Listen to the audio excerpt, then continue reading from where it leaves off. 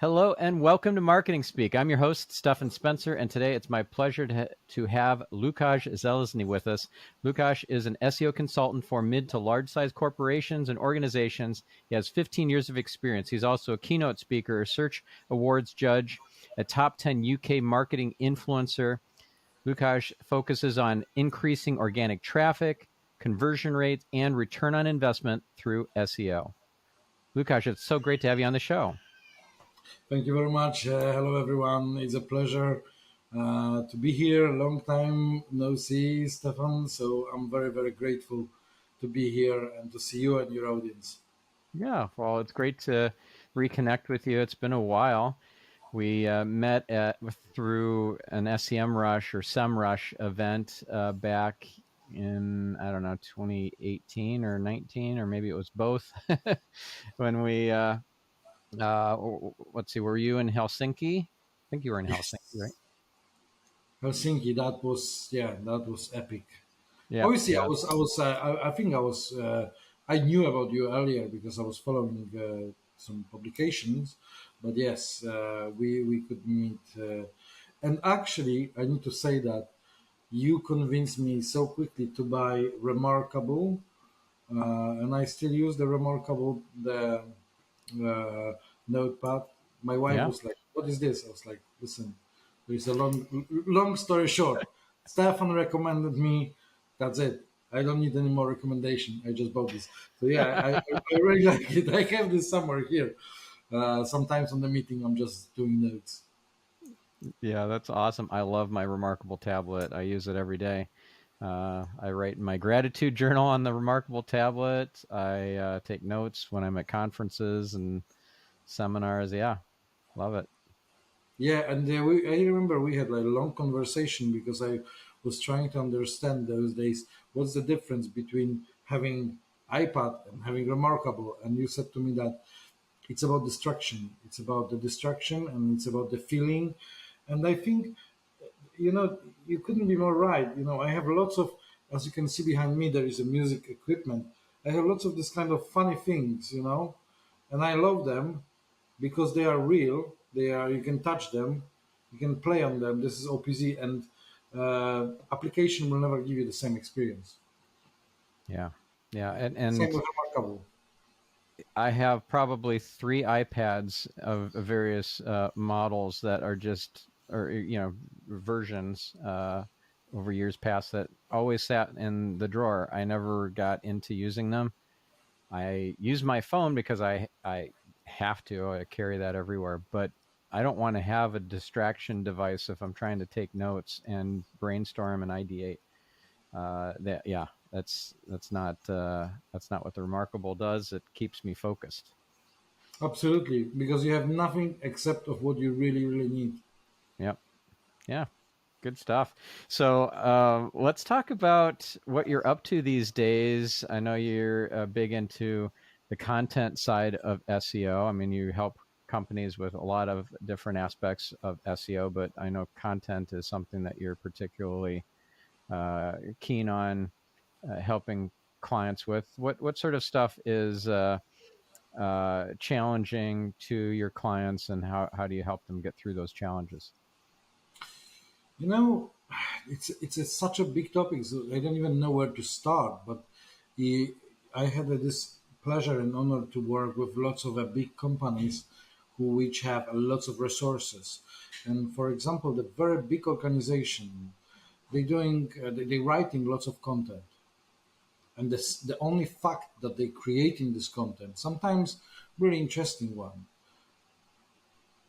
but not findable, Mhm. it's enough. They just their KPI is to create the content, and that's it. No one is thinking later what happens. And I am in this position to teach that, for example, instead of writing about 12 things you need to remember this summer before going on the beach, you're writing how to get rid of sunburns, or how to avoid sunburns, or what to do when you had a sunburn.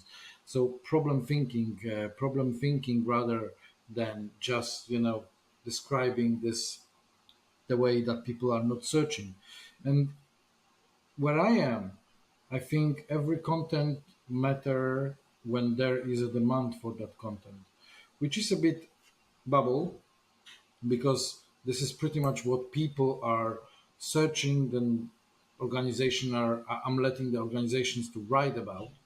There is obviously another story how to write, but yeah, if you want to have a traffic, you need to write as an answer for what people, potential user, are searching. And they are always searching, or mostly they are searching problem-based queries. They generating problem-based queries.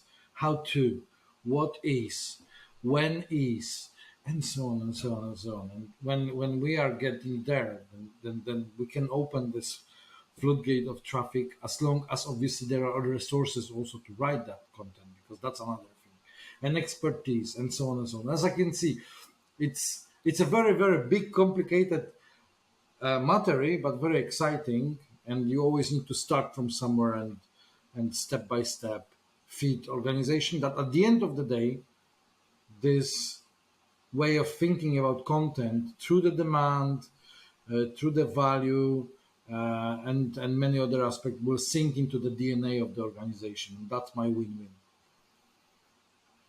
So how do you systematize and structure content generation and content updating so that you get the best outcome for your client?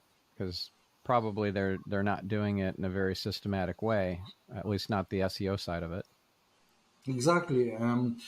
The problem is that content is often a bottleneck.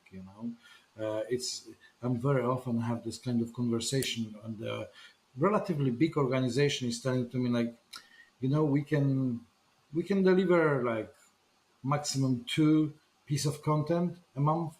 Like, listen, like, okay, that's fine. I can try to help you to outsource. I can try to help you to find some experts outside, ex-employees, content employees of the competitors would be a phenomenally good addition to your team. But you cannot go with like small amount just for sake of we will do this because of other people are doing this. And when I'm starting conversation, there are a couple of pillars that build that kind of content marketing through the eye of SEO. One I call it snapshot, which are all the pieces of content that are ranking quite well, performing quite well, but there is still a bit that can be improved. And there is always this kind of what does it mean to improve? Because you can identify what keywords, you can identify what URL, but then there is always this kind of what SEO dude means saying and optimize this. And there is, thankfully today, lots of software like Surfer SEO, for example, which is giving, Surfer SEO is fantastic tool. Obviously, you need to use this wisely. You cannot just follow blindly everything what is written there. The same like Yoast lights system is very nice direction, but obviously you're not following this blindly. And like people who are in content and never heard about the SEO, or rarely heard about the SEO, can have some grips. What are the synonyms? What is the content length? Especially journalists with very long experience in journalism and very small, short time in online marketing. They are always like, what do you mean the length of content is important to run? Why? This is silly. They are very defending, because for many, many years, they were doing this different way.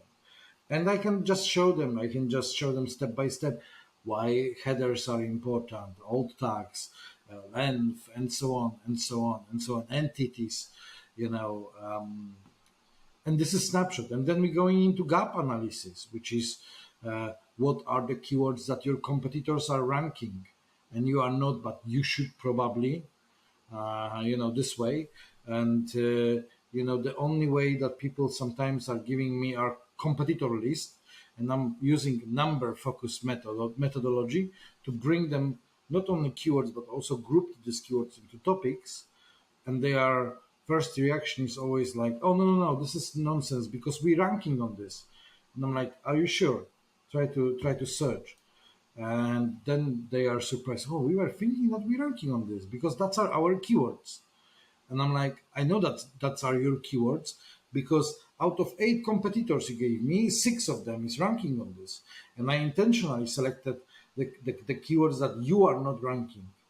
And that method even helped me to deliver gap analysis for Arabic, for Hebrew, for Russian, and languages not only that I cannot read, I don't know, but I also cannot read because of the different alphabet. And yeah, that's our the two main tactic. One more maybe I can mention is something that I call anti-snapshot, which is in between gap and snapshot, and that's our all these topics that should be on your website, but because you don't have them, you're ranking somewhere on position 30, 40, 50. I will give you an example. When I was doing analysis on my website, I noticed that people are searching for such unpredictable queries that you can find in Search Console. For example, hire a redirection consultant or hire Core Web Vital consultant. And I had a content which was what are Core Web Vitals? Now, hire Core Web Vital consultant and what are Core Web Vitals? That's the same family of topics, but the intent is completely different. And I was somewhere on position 30, 40. And I considered this as a whispering from Google, like, hey, dude, we would love to rank you higher, but not with this content. Write something that is more relevant and you will get there, but not now.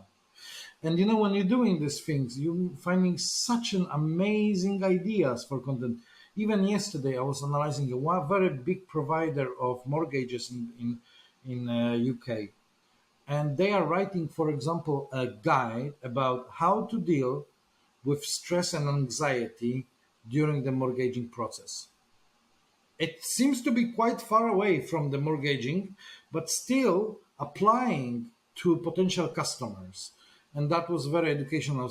I went to my client, I was like, listen, this is phenomenally good topic. Maybe we should write something similar, maybe a little different angle, and so on and so on and so on. Yeah, that's cool.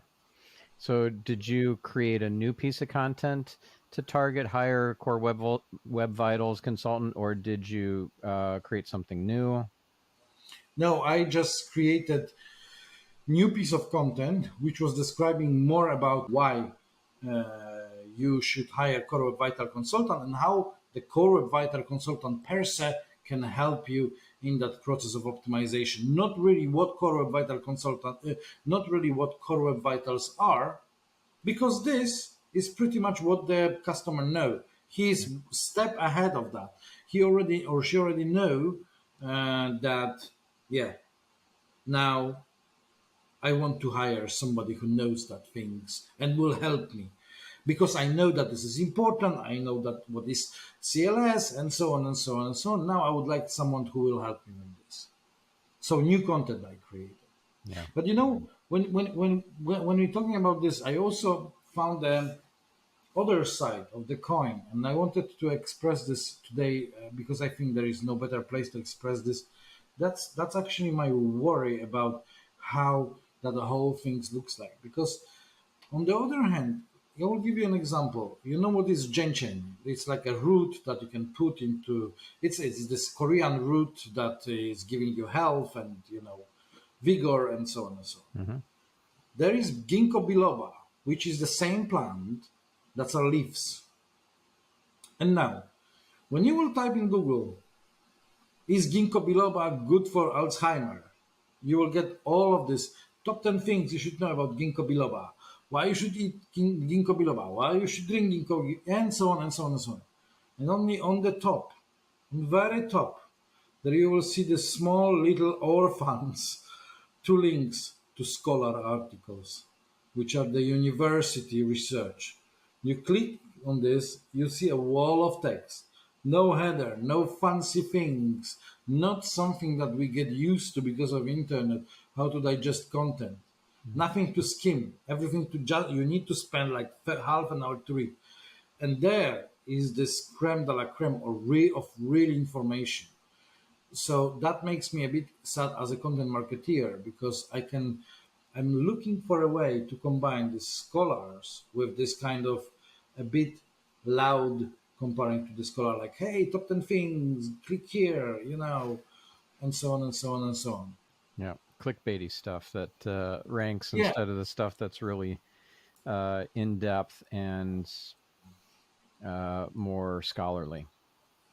Yes. Mm-hmm. Yeah. Do you think that you can achieve the kinds of quality articles with that kind of scholarly nature to it using a tool like, or a couple of tools, I guess, combined, like Surfer SEO and Jasper? Um, I think it's hard, not because it's impossible to get this article. You can do a research, you can spend lots of time, and I know this couple of content writers who can write easily this kind of university quality content. The problem is on the other side, of the user side.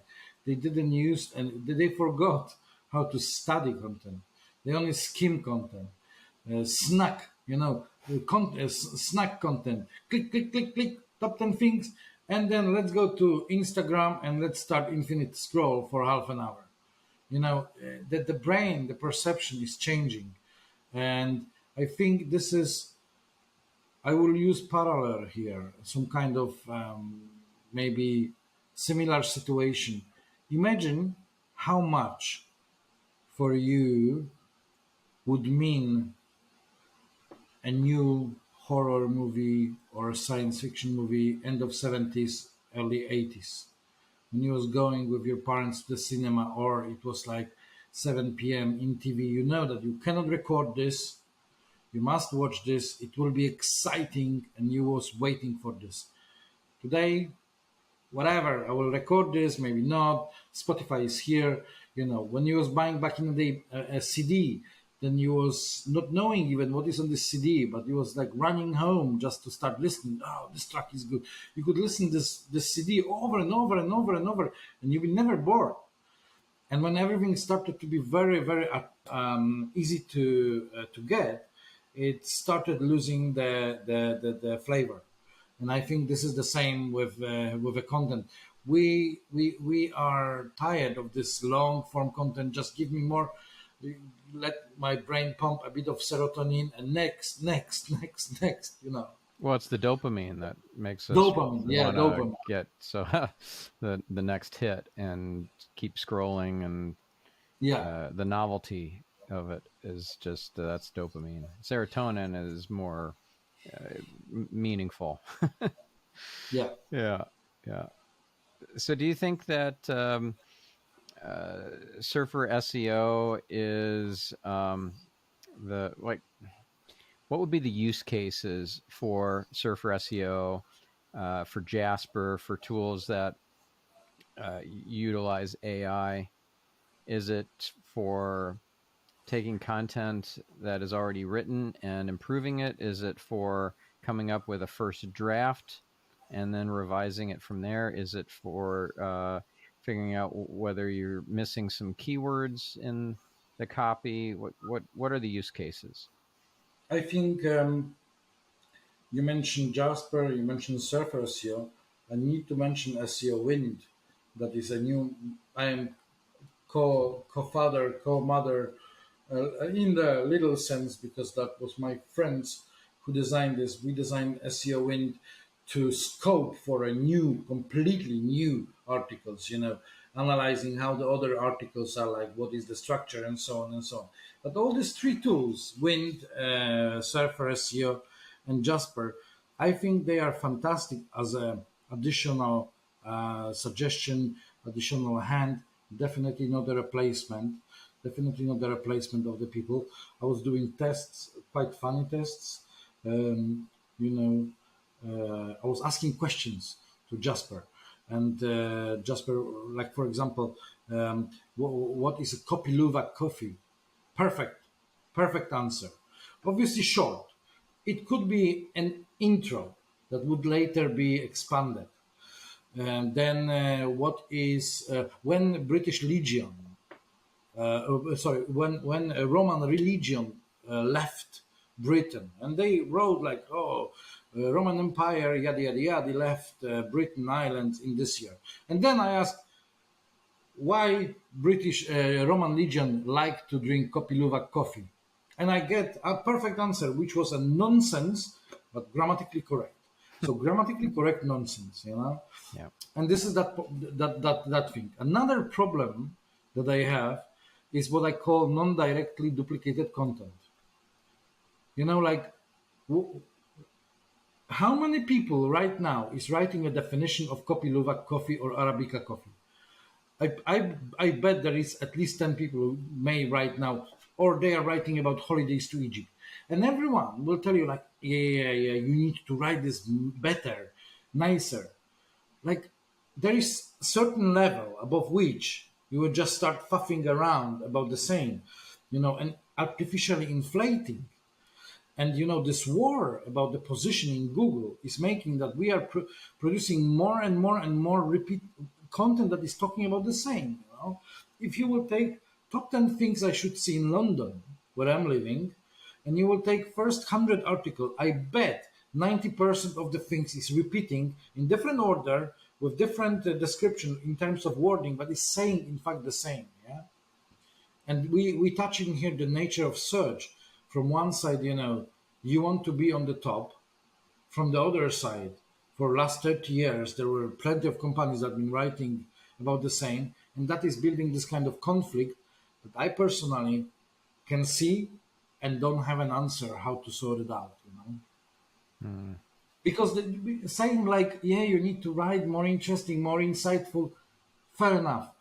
There are some disciplines where you can write more insightful, more interesting, you know, maybe about music or maybe about composing into different scales and so on and so on. Another example is finding, there is a YouTube channel in Poland which is run by a Ukrainian guy who is speaking Polish. And I never could understand why the Ukrainian guy is moving to Poland to have a YouTube channel. And he explained this very, very nice. He is looking for information that doesn't exist in Polish language ecosphere, but he can get them in English or Ukrainian. And then he's presenting this to Polish audience in Polish. And this is fascinating. He's doing this kind of science kind of oriented, math oriented, Graham number, for example. I had never heard about Graham number before his podcast. So there are these areas, for example. You know, in terms of AI that you mentioned, there is one more activity that I'm a big fan actually of, and this activity is to translate content to other languages through, for example, DeepL AI. I don't know if, but I think it's right now very, very popular. DeepL have a very high quality of the translation, and you can get your content and present this into Japanese, in front of Japanese audience or Chinese audience, which generally are searching in their own languages, not in English. And I'm very often suggesting this to the customers. Customers sometimes are reluctant. They're saying like, hey, we don't have Spanish support or Chinese support service. It's like, and this is the problem you wish to have. If you will find that you need to have Spanish speaking support, you will hire somebody. Okay, but we don't have our software in Spanish. And I'm like, the fact that someone is searching in Spanish doesn't automatically mean that they don't speak English. So, you know, and you can expand the content across, you know. The country I was born in, Poland, what is one thing when you think about Poland that Poland is known of? One thing is that Poland is known for, well, getting decimated by the Germans in World War II. For example, and that could be a great topic actually to write about, you know, about war.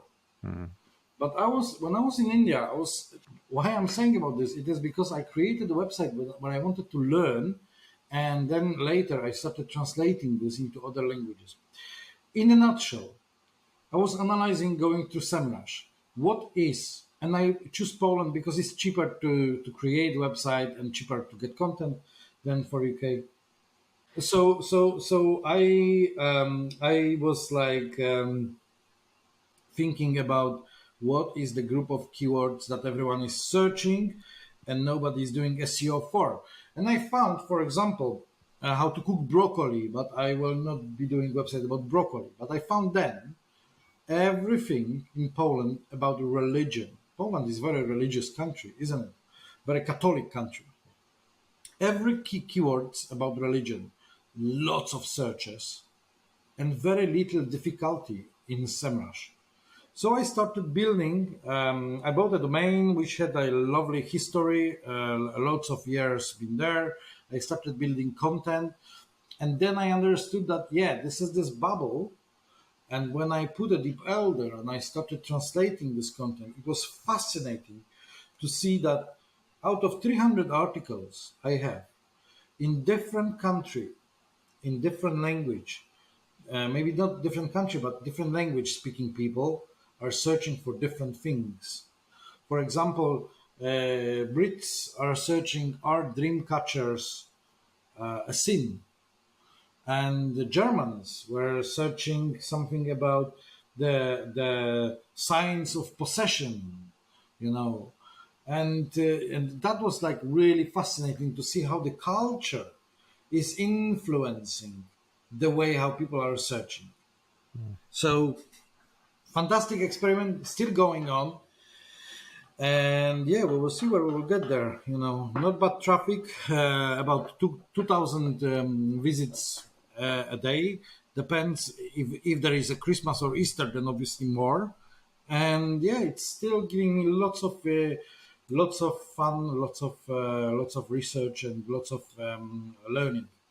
So besides the fun and the learning of it, what's the end game there? Are you hoping to turn that site into a money making website? I mean, with there are ads AdWords. Yeah. There are AdWords. Maybe I would sell this to some to a bishop, but no. The end. I don't have an end game. It's more like for a fun. I just created this for fun. If there would be somebody who would come to me and say like, "Oh, we want to buy your website," then I would consider.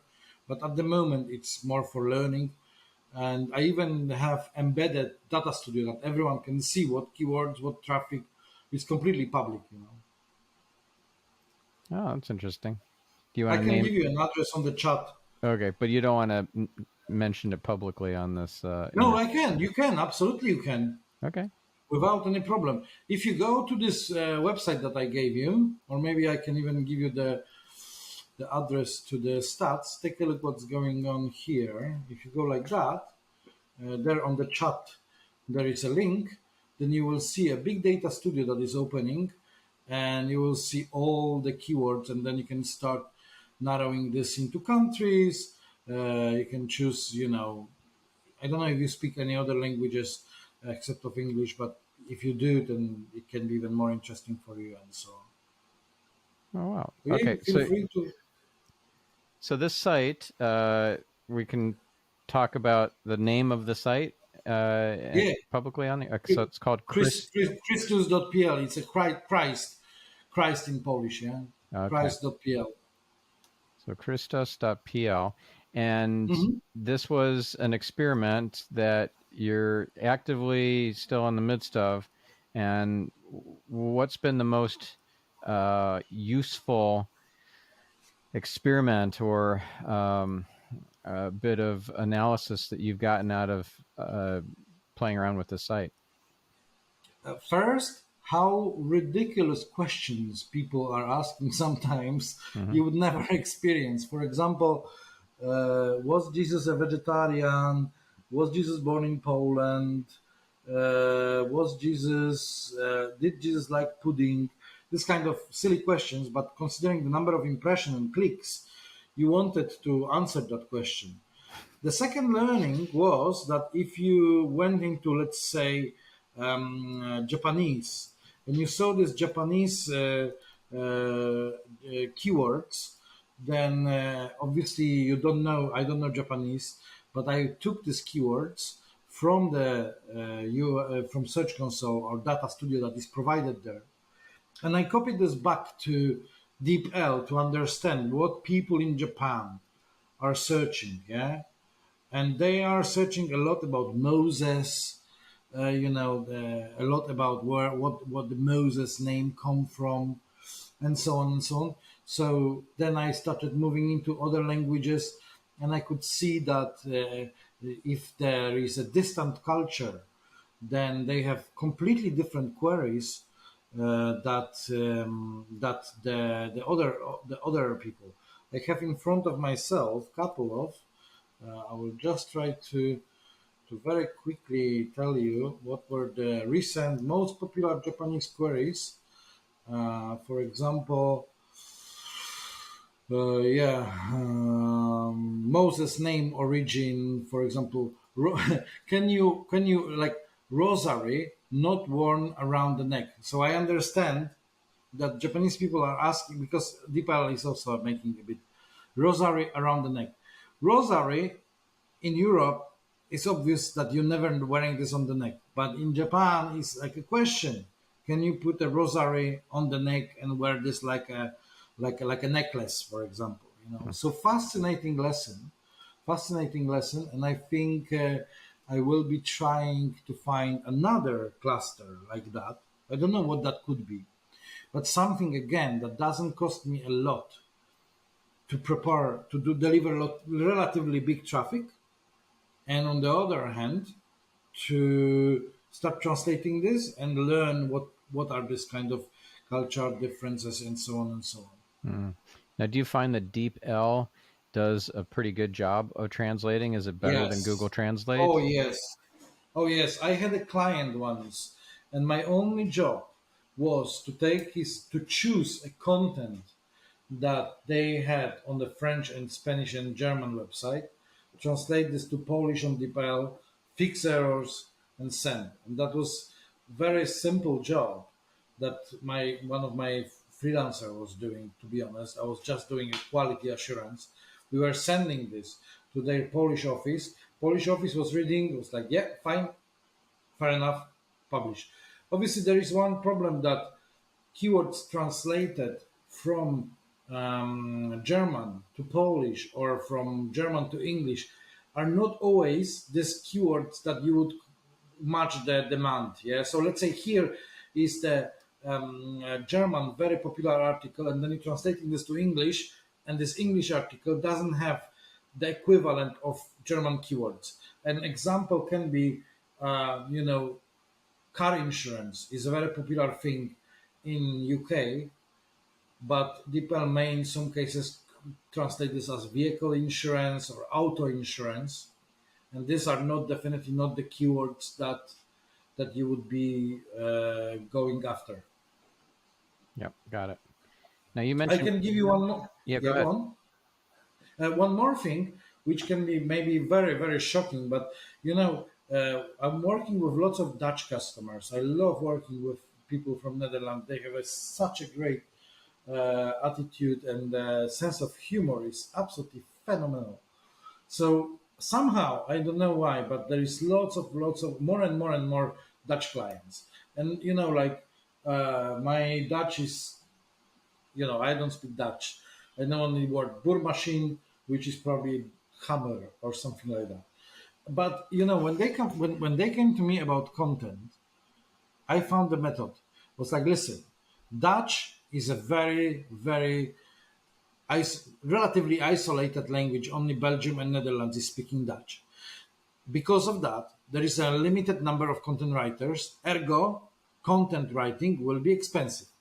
So we selected keywords in Dutch, translated them into English, sent this to English content writers who were much cheaper than Dutch content writers. They sent us this back. We paid. We put this back to the DeepL, translated this back to Dutch, fixed all the little icky things, and voila. And the price for a set of content was much, much, much lower. The quality was still there because my client and in-house people who speak fluent Dutch could read this, could make sure that the keywords are there, and so on and so on and so on and so on. at the end of the day, it wasn't produced by Jasper, which once again, it can be a thing to spice up the dish, but not to make a dish yet. I think GTP3 is still not yet there. And yeah, and it was like cutting cost massively. So once again, like replacing taking content in a specific language to be prepared by English content writer and then translate this back, something like that. That's a clever idea. That's very clever. Now, you mentioned doing keyword research in languages that you don't speak, using gap analysis tools and so forth. Could you go into a bit more depth on what sort of tools and processes you'd recommend if you're going to do keyword research in languages that you don't speak, or in character sets that you don't even understand, like Hebrew or Arabic?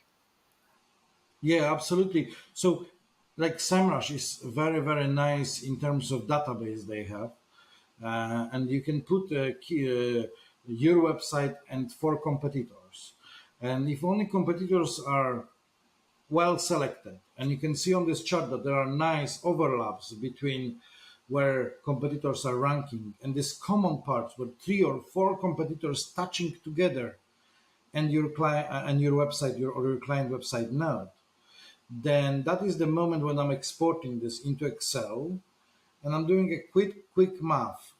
For example, I'm checking for every keyword how many competitors is ranking, what is their average position, what is the parameter I called priority, which is combination of search volume, average ranking of the competitors, and cost per click. Because if cost per click is non-zero, that means that people are bidding on these keywords. And if people are bidding on these keywords, that means that keyword is valuable. And if keyword is valuable, that means that you probably also want to be there with your organic keyword, organic strategy. And then I am trying to group them into this kind of packages. One of the software that can help our listeners is Keyword Cupid, which is absolutely phenomenally good. To group keywords into these packages that you can say to the content writers, here are keywords to write about. Yeah, 3-4 keywords that constitute one article, one blog post. And what I am trying to focus then, when I have this gap ready, I'm giving the priority to all the keywords that have this kind of very high combination value of this search volume, average ranking, and cost per click, and that there is 4 competitors ranking together. Yeah. Or if I don't have this, then 3 competitors. So I'm putting what I call a bit of regime.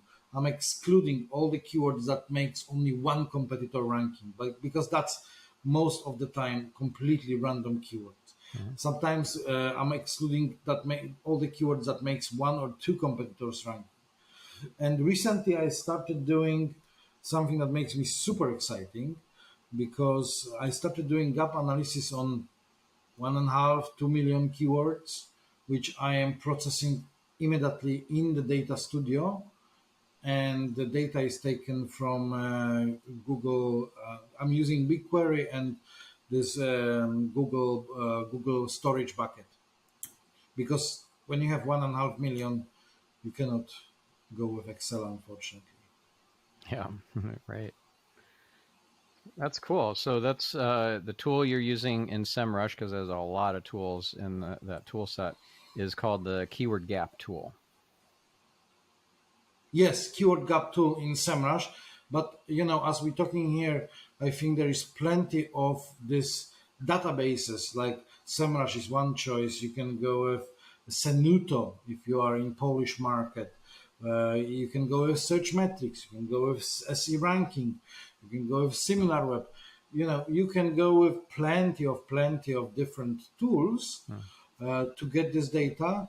And what is also exciting, when I'm doing something that I call super gap or hyper gap, that is when you're taking more than 4 competitors. You're doing something that you're taking 5, 5, 5, and 5, let's say, and you have 20 competitors. Then you need to deduplicate, do a bit of VLOOKUPs here and there, and you have a massive spreadsheet. which have, let's say, 120,000 keywords and 20 competitors, and then you're taking your website and you're taking ranking from, for example, from Search Console through the Data Studio. And then you will not be looking on the keywords that makes 4 competitors ranking. You will go to the keywords which makes 15 competitors ranking, or 18 competitors ranking, depends. I was doing, maybe you would like to share this with your audience. I was doing some exercises for myself back in the day, and I was doing kind of golfing manufacturers super gap. So that is, I will give you a link to that. That is something that um, was taking 35 websites, and these websites were grouped, and then I could see that, for example, I just analyzed in this data studio first 20 questions with how. And like I could see that out of 35, how to build a golf simulator, how accurate golf simulators are, what golf ball should I use, what is a wedge in golf, what is a SkyTrack, what is E6 Connect, what does TrackMan cost. That are things I never heard before. But I'm taking this and I'm going to the client and I'm saying, like, listen, you should write more about TrackMan. Everyone is writing about TrackMan. And they are like, whoa, dude, you said that you know nothing about golf. And I'm then saying, like, because I don't know nothing. I only know, I'm like GPT-3. I just learned because of data. I don't know what does it mean, but I know that this is important. Mm-hmm. You know, Yeah, that's cool. So this is something I can share in the show notes. absolutely. Okay. Absolutely, you can share this, and I don't one more, which was, you see what I'm doing when I have a free time. Data studios, conveyancing website in UK. I don't know how it works in US, but here conveyancers, you hiring. It's like a lawyer that is. But maybe this one is less interesting. Yeah, the one that I gave you will be much more exciting. Mm-hmm. That's cool. And do you build a lot of dashboards in Google Data Studio? I become, frankly speaking, addicted. You know, I've been doing this from time to time, here and there, and so on and so on. But now I'm really, really. I will give to people one more dashboard if they would be interested. Uh, that will be, yeah. This is nice. You can see uh, this one, because this one have this super funky animated anim gifs that looks, I think, super cool. And the website is SEO.WordPress.pl. It's a Polish website, again, that I purchased long time ago for tests. But you can see, data is from Search Console and so on and so on. So yeah, I will be very keen if anyone wants to create this for their data. I can replace this and so on. Okay, you'll have to change the access privileges because I can't access that report. Oh, you cannot access that report. Oh, wait.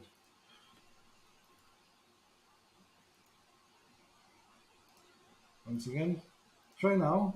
Okay. No. Wait, I need to save this. Yeah, try now. Yep, I'm in. Oh, that's cool. How cool that GIFs are! Yeah. This is the best part. Yeah, so I'm using this very often as well. And you can see that in the queries, some queries are green. That are the queries that are they are, I call this like promising queries.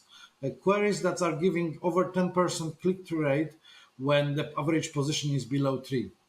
So, with a little of love, you may make them even higher, so impressions potentially won't change, but there will be much more clicks. Mm. The position 35, for example, there is in the query. Yep, I see that one. Oh, that's so cool. Yeah, look, it looks like you're quite adept at Google Data Studio. Yeah, yeah, I really like. I'm quite upset actually that they rebranded this Oh, what a from stupid Data name! Studio Yes. to Looker because I have a domain datastudio.pl and I was like, now I will start tutorials and now they call themselves Looker and this is too late. But I will keep the domain Data Studio. Yeah, Looker Studio, right? That's the name of it. Yeah, Oh, definitely not good. yeah. That was not good branding. Okay, so um, if uh, if I had to, oh, let me rephrase this. Okay, what would be the most important thing in Google Data Studio to visualize for the end client? What will help You, them to be happy and mhm. retained as a client of your agency? I think everything that you can show over the time, the journey, the business owners, the CEOs, the CMOs I'm working with, I feel like they love journeys. To see the journey, to see the progress over time. Um, they really don't care about this month. We will hit 150,000 visits. What does it really mean? You say like this month we will hit 150,000 visits, which is 15% more than last month and 70% more than last year the same month. And we are 103% on target. That is giving them like a full picture. This is almost like you have like a really nice painting in a beautiful frame, and you have already nail in the wall, and you know where to hang this painting. You know the context of this information. If you can do this over the time, like month by month by month by month, then they are like super happy. Mhm. This what I showed you maybe doesn't necessarily showing this fully like that, but there is one chart, for example, which is showing URL clicks and impressions over a time. I don't have a target here, but normally I am also using data Google Sheets. Google Sheets and not Data Studio because there is a fundamental difference I noticed. Like Google Sheets is a bit like it's a hard data. It's like hard coded. It's been added to Sheet and it will never change. With Data Studio, it's like cool, it's funky, it's fancy, but you can just change the date range and you have different data. And people are like, okay, when we were looking, they want something to be like hard, like you would have like a stone that you just wrote something and it will stay there forever. Yeah. So for this thing, and I can show this also. Maybe that will be useful for an audience enhanced. I have something that is called SEO dashboard and enhanced gap by me, and I will give you a link.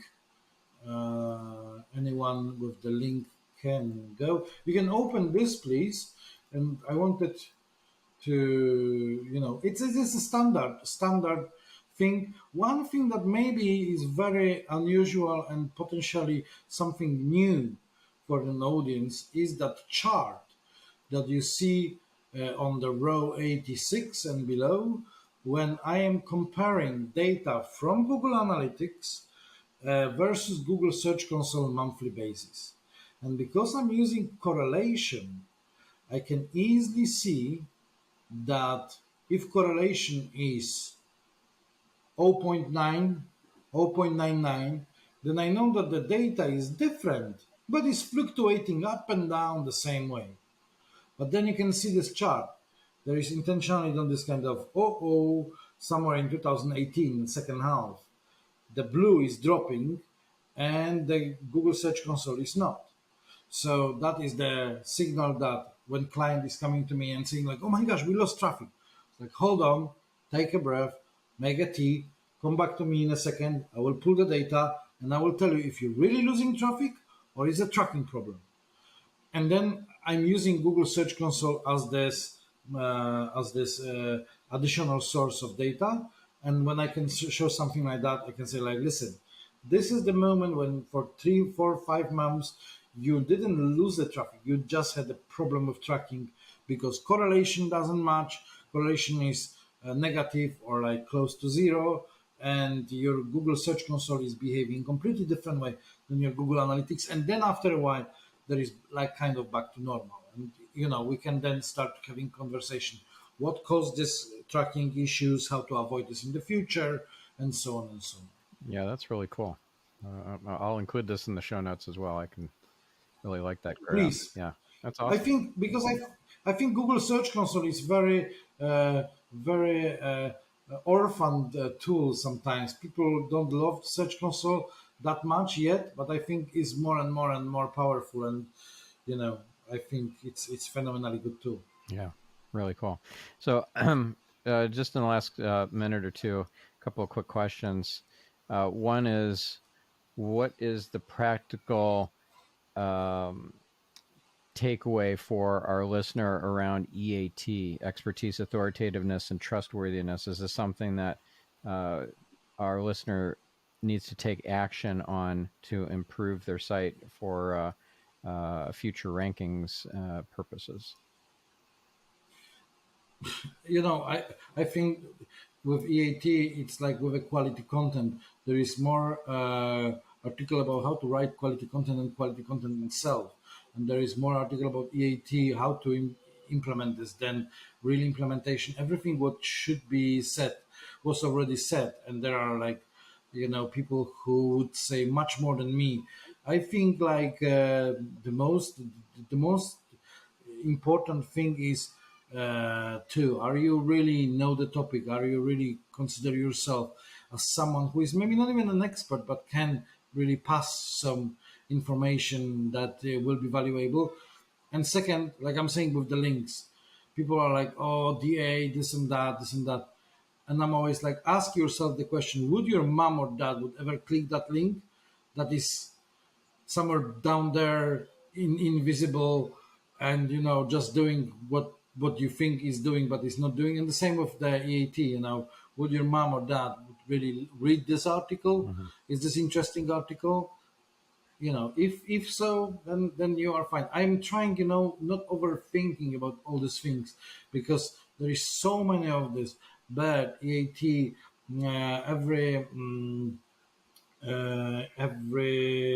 every week almost you have some kind of news like, oh my gosh, oh my gosh, oh my gosh, I think there was an algorithm update. You know what I mean? We have some signs, just like Brits in the Second World War were saying, like, just keep calm and carry on. Yeah. Do you have another favorite Semrush tool you want to mention besides the keyword gap tool? Yeah, I have few. I like backlink gap tool, which is the same kind of methodology, but about backlinks. So what are the websites that are linking to my competitors and not to me yet, but they would or should? I like also this link, link reclamation tool, that you can connect your email to the Semrush and then start sending. I don't know if they still have this there, but I hope. I was using this a couple of times. And obviously auditing. Right now, Auditor is moving into JavaScript. So they will be rendering JavaScript, which is fantastic news. And I'm using this almost every day, on the autopilot. They are crawling over and over, and I love to see how this. I like this gamification element in this, that you're fixing here, you're fixing there. I'm very often saying to my customers, listen, your website need, because I'm a consultant, so I'm just telling them what to do, and I'm saying like, listen, it's a process. It's a long process. It's not that just fly by night and you will fix everything. So start from the bottom and go to the top. Why like that? Because when you start fixing these categories, which have only few errors, you will see that the overall score is going up. That will motivate you. That will give you extra fuel to go with other errors. And that way you will get to this kind of big, gazillion pages, doesn't have alt tags, doesn't have this, doesn't have that, and then you will need to think more about how to programmatically sort that or this error. Mm. Semrush has a log file analyzer as well. Which one? Semrush has one, which I only just recently found out about.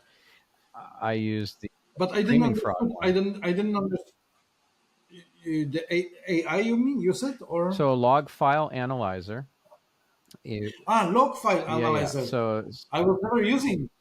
Screaming Frog has not just their crawler, the SEO Spider. They also have a log file analyzer.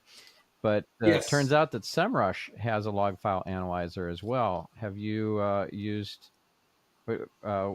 which log file analyzer do you use, or do you not really find that very useful? I'm using the Screaming Frog and also Jet Octopus and also on crawl. On crawl, yep. On crawl also have, and it's quite powerful. Um, I think I was more excited about analyzing log back in the day. Yeah. Now I'm a bit less, Yeah. to be honest. I think, yeah, it's nice. When I'm auditing websites and I'm doing lots of audits and lots of consultancies, I'm rarely able to receive logs from the client because client have no clue where to get them, how to get them, and so on. Even with my help, it's quite complicated process. So on my proposals is always like, optionally I can analyze, I can give you some advices about which areas of website potentially should be maybe hidden from Googlebot, and which areas should be optimized first. We were doing a lot of data log analysis when I was in Newswitch because we've been in-house and we had fantastic tech DevOps and the dev team, and they built for us like a little tool that was constantly giving us a free logs. I don't remember what we were using those days. I think I was using Excel those days. Hmm. I was using Excel to analyze because still it wasn't that many, because I think this log's been pre-filtered to Google bot, Right. and then I was analyzing them like that. I was doing pivots, and I was finding this quite fascinating, quite exciting. Later, you know how it is in the sea. It's such a wide discipline that you're looking for things that really makes you excited, not everything altogether. Yep. Yeah. So not a lot of actionable insights to be gleaned from log file analysis these days, like in the early days. But yeah, Yes. still something that you can do if you want. But I yeah, totally get it. It's hard to get these log files from clients when they don't even know how to do it. And if they're a popular website, then the log files are going to be huge, and they have to strip them down to just the Googlebot accesses, and that's another thing that you have to explain to them that they probably don't know how to do. Yep.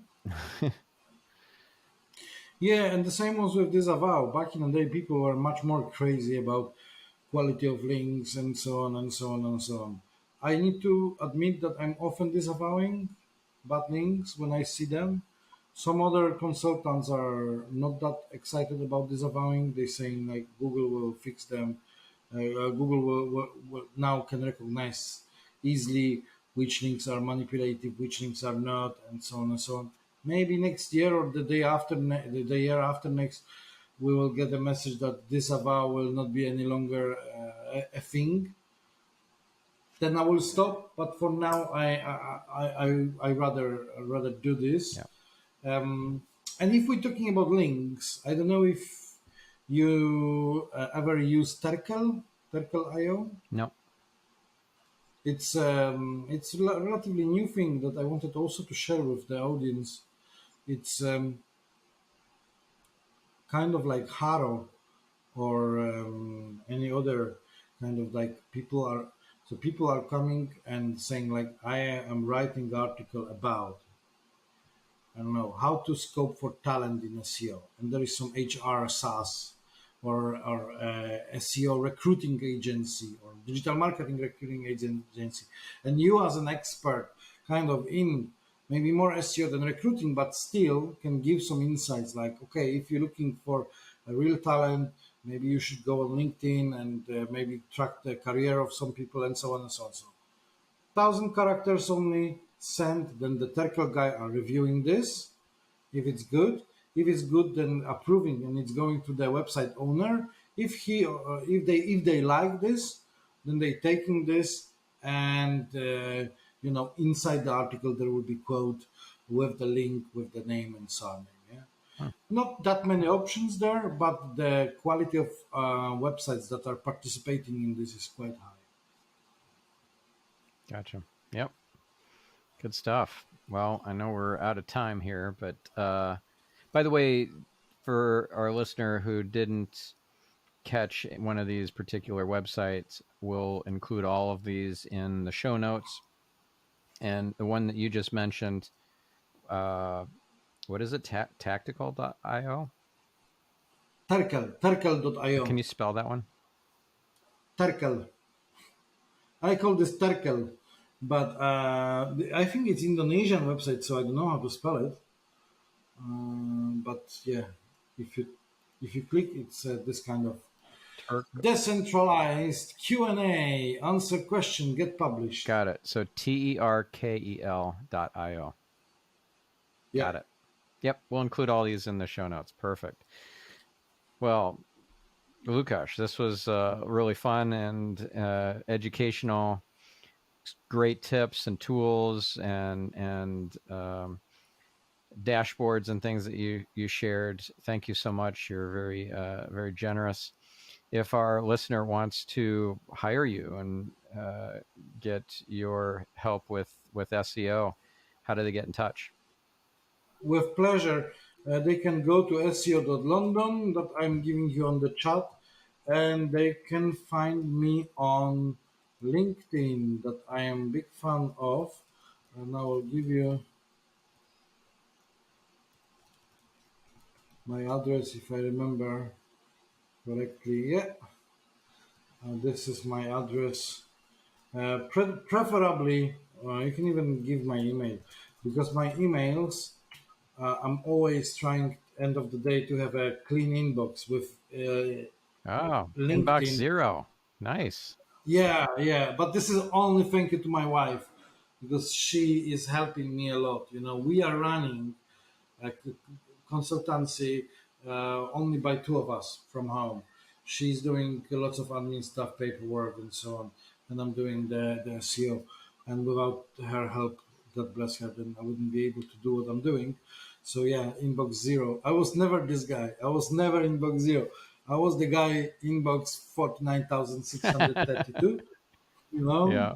but now I'm inbox zero. Yeah. I achieve inbox zero only because I have an assistant who I couldn't live without. Yeah, Yes. yeah. Awesome. And if we could leave one little last nugget of wisdom for our listener that they haven't already heard in this episode, what would it be? Um, I think the main nugget would be just try to use a simple things. You don't need to overthink SEO. SEO is simple. Just you don't need to you don't need to go to complicated. It's it's like a food. Sometimes like Björk is saying like why people are saying like they like some kind of I like banana. Banana is yummy, and yeah, this is the same with SEO. Sometimes very simple things can do the job. Yep. Yep. Don't overcomplicate things. That's great advice. Awesome. Well, thank you, Lukasz, and thank you, listener. Get out there, make it a great week, and we'll catch you in the next episode. I'm your host, Stephan Spencer, signing off.